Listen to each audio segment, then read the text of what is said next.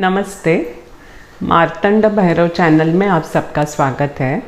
मैं डॉक्टर प्रीति मिलिंद कुलकर्णी एक आयुर्वेदिक प्रैक्टिशनर और एमए योग शास्त्र में पदवीधर हूँ। आज हमारा विषय है यम। हम सभी आमतौर पे ये जानते हैं योग मतलब आसन, प्राणायाम, धारणा, ध्यान वगैरह, लेकिन महर्षि पातंजल का योग का प्रथम अंग है यम। यम में वो क्या कहते हैं तो 5 गुणों की वो बात करते हैं। वो 5 गुण कौन से हैं तो अहिंसा, सत्य, अस्तेय, ब्रह्मचर्य और अपरिग्रह। हम एक एक वीडियो में एक एक यम की बात करेंगे। उन्होंने इन गुणों का संवर्धन करना मतलब योग करना ऐसे बताया है।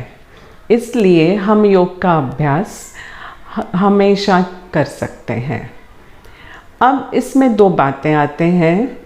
हम योग के ये जो 5 गुणों का उन्होंने संवर्धन करने के लिए कहा है, तो समाज में ये पूर्ण रूप से नहीं हो पाता है।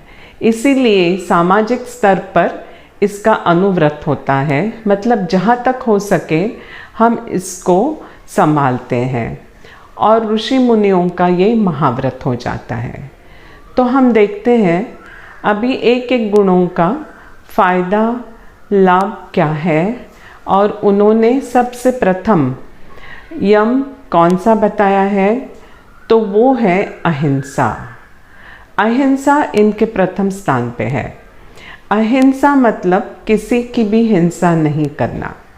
अहिंसा इन्होंने 3 स्तर पे बताई है, मतलब किसी की भी शारीरिक हिंसा मत करना, शारीरिक दुख मत पहुंचाना, मानसिक हिंसा मत करना, मतलब मानसिक तौर पे किसी के बारे में भी जब हम बुरा सोचते हैं तो वो मानसिक हिंसा हो जाती है। तो किसी की भी मानसिक हिंसा मत कीजिए और वाचिक हिंसा भी मत कीजिए। किसी के बारे में बुरा कहना ये वाचिक हिंसा होते हैं। किसी के बारे में कठोर शब्द बोलना ये वाचिक हिंसा हो जाती है। तो शारीरिक, वाचिक और मानसिक हिंसा उन्होंने नहीं करने के लिए कहा है। अब बात ये आती है सामाजिक स्तर पे कि मच्छी मार जब मच्छी मारता है तो वो क्या करता है, हिंसा क्या अहिंसा?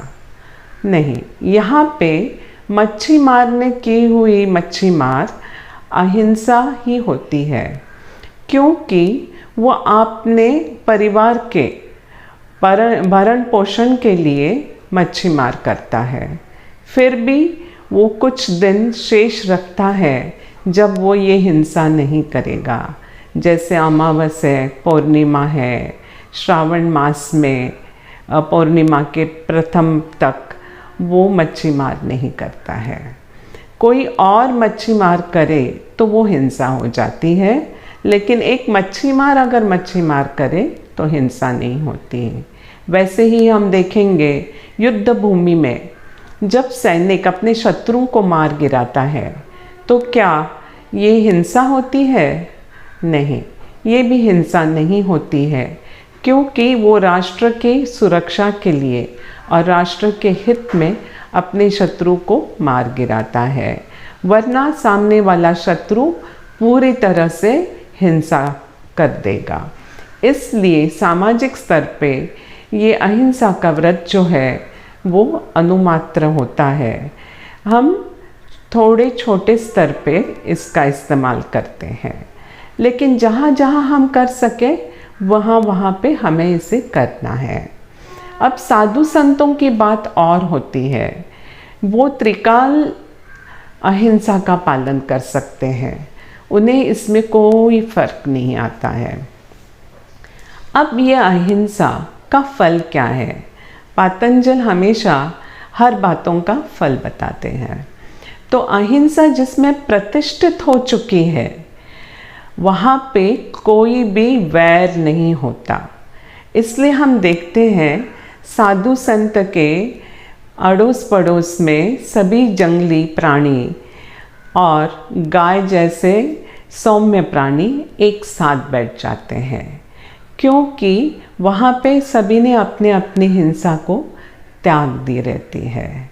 तो जिसमें अहिंसा प्रतिष्ठित है उसे कोई भी वैरी नहीं होता है, चाहे वो प्राणी हो, पशु हो, मनुष्य हो, कोई भी हो।